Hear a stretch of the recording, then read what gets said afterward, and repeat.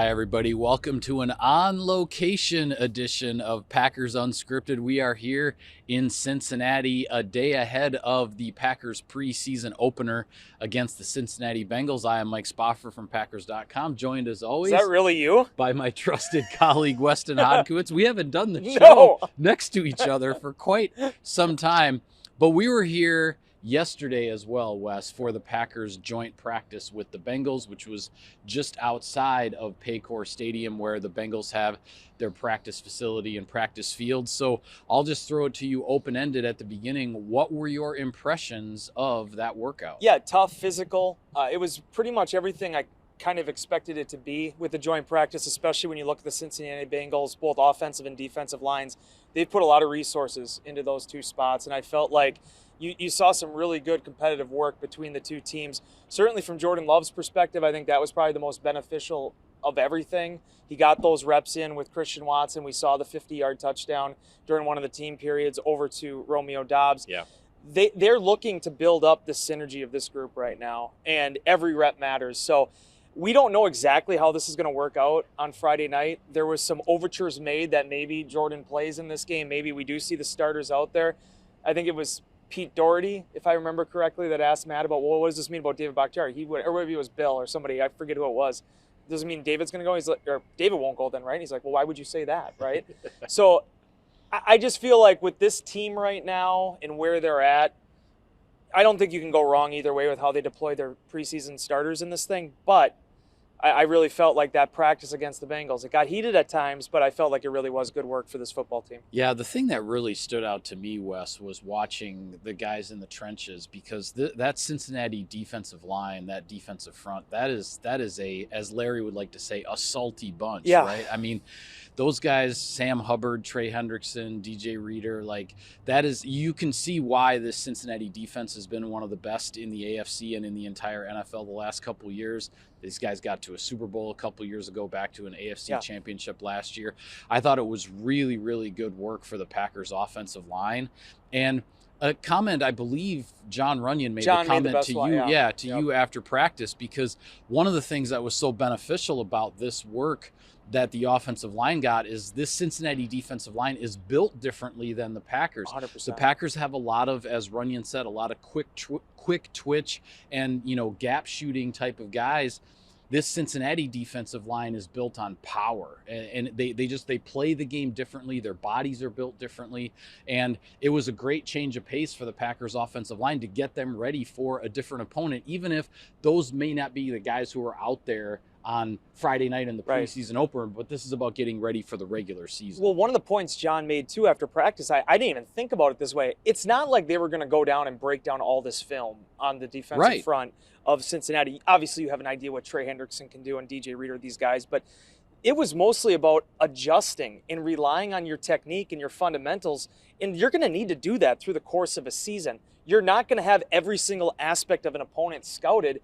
You're going to have to make some in-game adjustments, and that's where John felt like it was very beneficial for him and this group. For me personally, I also thought seeing how the Packers stepped up to that. We'll just talk about it quickly now, the Elton Jenkins little scuffle that he had. Sure. Starting with Pratt and then going over with Reader later in practice. As John said, he's like, one of the things, Matt LaFleur's talking about, we're all out here trying to build some chemistry, right? Trying to build some team camaraderie. Seeing the way guys stepped up in those instances, certainly you don't want it to get physical. There was the agreement beforehand, there won't be physicality, there's going to be no fighting, but it is pro football. It's not badminton. I mean, these guys, think about it. You and your family members, brothers, siblings, what have you, you're out playing football in the backyard, you're roughhousing and wrestling in the house. If you compete, it's going to bring the fire out, and sometimes that fire ignites. So I wasn't really put off by that at all. I mean, obviously it made for some good headlines in the media and some good interview questions and post-practice locker rooms, but Elton Jenkins, I'll tell you what, man, he's a guy since the day he got here. You want to be in the foxhole with these kind of kids. I mean, they are the guys that are going to step up and they're going to own their situation, and they're not going to back down. And with John mentioning that, I thought all of that was very important, because you're seeing both on the field and off the field the way the team has to carry itself. And maybe the most important comment that Runyon made in that little media scrum we had afterwards was, we know how good the Cincinnati Bengals are. They're going to be, again, one of the top teams in the AFC, especially once Joe Burrow gets back. Sure. Packers still feel like they're a pretty darn good football team too, even though there might be so many people questioning them. You have to rise to those challenges. I felt like Green Bay did that during that joint practice. Yeah, and everybody's asking, of course, how did Jordan Love and the number one offense look against a defense like Cincinnati? Well, I think predictably there were a lot of ups and downs in the practice. You mentioned the long touchdown pass to Romeo Doubs, absolutely perfect on the money deep ball from Jordan Love there. But earlier he had an overthrown deep ball. He had another underthrown deep ball. He hit a Christian Watson on a great, deep crossing route on one play. Hit Jaden Reed on a really nice underneath crosser where they got the rookie from Michigan State the ball in space. But there were also times where he was under pressure, had to move in the pocket, had to take the checkdowns. Everything was thrown at Jordan Love in this practice. The Cincinnati Bengals were blitzing. Like they sent a slot corner here and there. A.J. Dillon had to pick up a blitz, or the running back had to help provide the chip help on the edge rusher, Trey Hendrickson, for example, coming off the edge and then allowed Jordan Love to get the ball downfield. Everything was there. And a practice like this, there's so much more that a number one offense is going to see compared to anything you're going to get in the preseason game. As important as those reps will be with the Packers having such a young offense and trying to figure things out, this practice with the Bengals having all of their ones out there, that was really good work. And that door swings both ways, right? Because when you were watching some of the offensive stuff, I went over to the other field watching the defense. Green Bay was throwing the same type of looks at Trevor Siemian and Jake Browning over on Cincinnati's side of things. We saw corner blitzes. We saw guys coming on stunts. This is the type of stuff you're not going to see in a preseason game. Right. Sean Clifford afterwards saying, there's going to be a lot of vanilla ice cream out there. I love that line. Because in these settings, that's where you got to let it all loose. And when you go back to the original first practice we saw against the Houston Texans now 4 years ago, when Aaron Rodgers and people talked about not really liking these things, it was because it was almost like an extension of the preseason, except you're also getting guys like Jake, whatever his name was, Jake Sternberger? Sternberger. When he got injured. I almost said Stoneberger. Yeah. Sternberger, the other tight end we had. But situations like that where guys are getting hurt, right? Yeah, you don't want that. As Runyon said after practice, nobody got hurt. Everything was professional. And I think that is the key right now in these type of practices, is getting in that type of stuff and making sure that you get back to the huddle afterwards, fine and okay, and moving forward.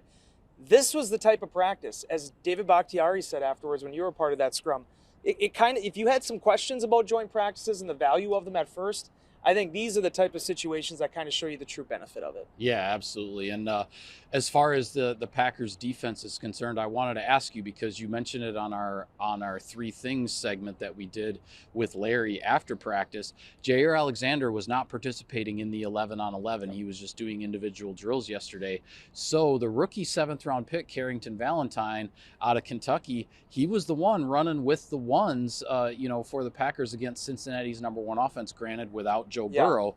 But Carrington Valentine continues to show that A, he belongs in the NFL, and B, he's going to have a role somewhere, somehow on this defense. I really think so. And Mike, what's funny to me is that, I'm no type of soothsayer at all, but I remember just in the OTAs telling you, like when he was going up against, when Jaire wasn't there and Rasul Douglas wasn't there, and these young corners had to go in with the one defense against Jordan Love and that offensive group and the weapons and the speed and everything that the Green Bay possesses, Valentine was out there. They gave him a chance to go out there and go up against Romeo Doubs, and that kid did not back down. This guy, I believe, is the youngest player on this football team. Talking to him, I feel like I'm 150 years old. I mean, he legitimately looks like, a kid, but he also plays with such an enthusiasm and a humbleness and a confidence that I think is critical at that position. I've said it so many times, Mike, and at some point I'll stop doing it, but that Mel Kiper assessment, it stood in my head ever since draft night. How is this kid still there in the 7th round? I get it. He had one pick or whatever at Kentucky. But the fact of the matter is there's certain guys that go out there and are not scared of the spotlight. Valentine is one of them. Yes, it's not Joe Burrow, but that's still Jamar Chase. That's still T. Higgins. These are one of the best receiving contingents in the National Football League, and they're trying to make you look bad. They're trying to win their routes. Valentine didn't let it happen, especially when they did some stuff down in the red zone. The Green Bay Packers, I think one of the things is you look at how good they are at the top of their cornerback room, right? Especially once Eric Stokes comes back. but how quickly that can get really hit and be able to get the injuries and stuff. You need 6-7 guys to navigate a season. Yeah. Carrington Valentine, I don't know if it's week 1. I don't know when it'll be. Maybe not even this season, but I think he showed enough that the Green Bay Packers have to feel really good about that pick. Yeah, and he's a local kid, right? Yes. Went to high school here in the Cincinnati area, went to college just across the border in Kentucky, and he'll be making his NFL preseason debut against the Cincinnati Bengals. And the same goes for the Packers' number 2 quarterback, Sean Clifford. Yep. Big star here at quarterback in the Cincinnati area, and now he'll be making his NFL preseason debut in the stadium where he, I believe he had told you he had season tickets. Like his senior year of high school. His parents he had surprised season him. tickets for the Bengals. He and his brother, his younger brother, who's also now at Penn State, where Sean Clifford was a star quarterback. So this is it's a really neat opportunity for both of those young men to be back here. Spending even a couple of extra days with the joint practice and everything else. It's starting to sprinkle, Wes. Doesn't bother me. Doesn't bother you? No, Okay. I'm a gamer, bro. All right, well, as long as this isn't thundering, I'm really tough. So all right. Well, we'll keep plowing through, and I'll take care of some sponsor business here in the meantime. So Sirius XM NFL Radio delivers hard-hitting analysis. And they found you, dude. They found me. I couldn't hide forever. Oh wait, no, it's an ambulance. Right. Maybe they found you too. Sirius XM NFL Radio delivers hard-hitting analysis and up-to-the-minute NFL news that true football fanatics need 24/7, 365. And at Cousin Subs, we have something for everyone, like our Wisconsin cheese curds, mac and cheese, golden fries, and creamy shakes, all paired with your favorite sub or sub in a bowl. Cousin Subs, 50 years of better. All right, this is the cool thing about being right next to a hospital, by the way. Yeah, I guess so. Well, before this rain picks up too much, we'll do one other thing here on the show today. I have a story to write for Friday that I do for the preseason game. It's called What to Watch For. So I'm going to ask you to help me write the story. Sure. All right, so what is there to watch for in this preseason opener at Paycor Stadium? As I alluded to earlier, it sounds like Jordan Love is going to play in this game. Now, I'll believe it when everything's out there and we see it. I never like to draw false conclusions, but the fact of the matter is Matt LaFleur talked about before practice, and Jordan also kind of alluded to it after practice. The Green Bay Packers are taking a little bit of a different approach there. And I honestly don't, as I said, I don't think you can go wrong either way. You have a 39-year-old quarterback like Aaron Rodgers who's seen and done everything, no problem. Let's get the young guys in there, let them take a break, get to week 1. Jordan Love needs every rep he can get, Mike. I think it was something like, 180 snaps he's played to this point in the regular season during his NFL career. Right. You want to be able to actually get him work. It's a great way to do it. Now, got to keep the pocket clean, got to keep these guys healthy, but I feel like that's probably the thing to look for is just seeing what that first team offense looks like. Who gets deployed? How long are they out there?